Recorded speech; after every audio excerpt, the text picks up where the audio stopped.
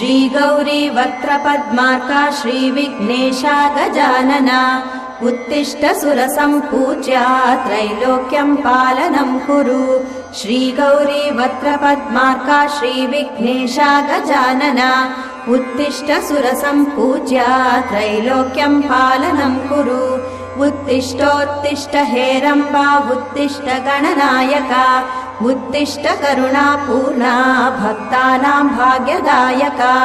उत्तिष्ठोत्तिष्ठ हेरम्बा उत्तिष्ठ गणनायका